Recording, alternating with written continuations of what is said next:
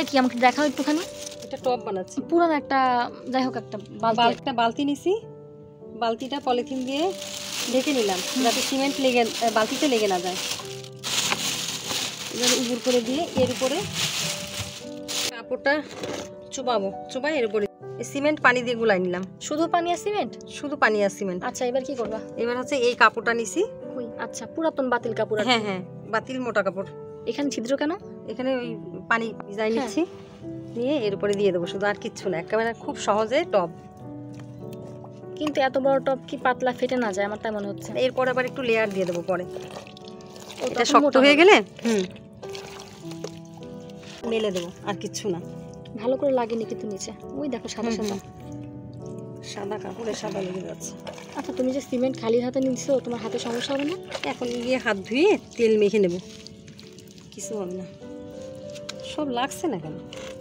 কাপড়টা কেচে নিলে ভালো হতো। পাত্র ছোট হয়ে গেছে না, সিমেন্টটা কিছুদিন আগে, 1 মাস আগের সিমেন্ট তো, এই জন্য সিমেন্ট একটু ওভার হয়ে গেছে। এবার দিয়ে দিলাম। কোথায় সোজাভাবে দিয়ে দেবো, কোন দিকে এখন ঠিক যেভাবে থাকবে। হ্যাঁ, আর টব বানানোর পরে কিন্তু এই মানে কি বলে, লেয়ারটা একদম সেভাবেই থাকবে, তাই না?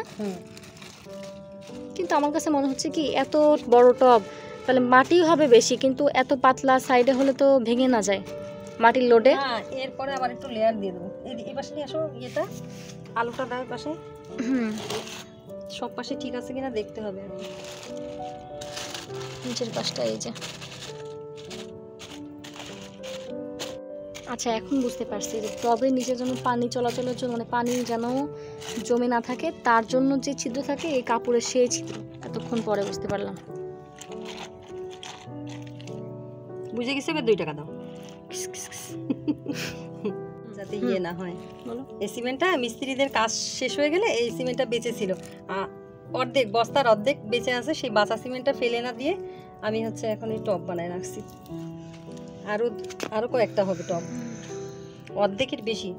1 বস্তা মানে 4 ভাগের 3 ভাগ আছে, সেগুলা দিয়ে আমি এখন টব বানাই ফেলবো। সিমেন্টের টব আবার অনেক টেকসই, মাটির টব তবে বেশি নাড়ানো যাবে না, তাই না? বেশি নাড়ানো যাবে না।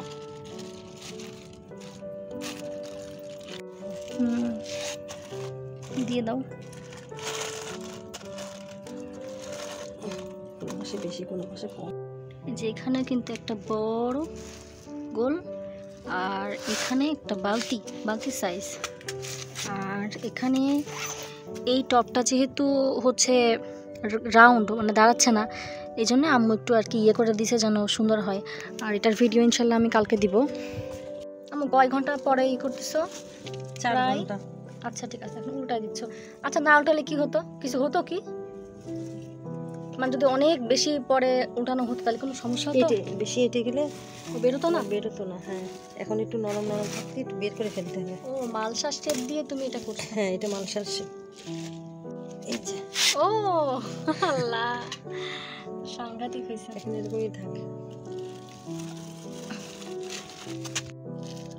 সিমেন্ট পরে লাগাতে হবে না।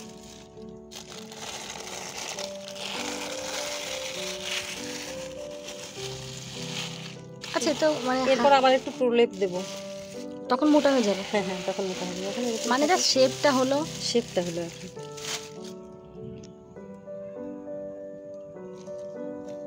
যাক, ভালো জিনিস। কিন্তু এই সিমেন্ট কি বেশি নাড়াচাড়া করা, এই সিমেন্ট না, কি বলে, এই টপটা হচ্ছে বেশি নাড়াচাড়া করা যাবে না।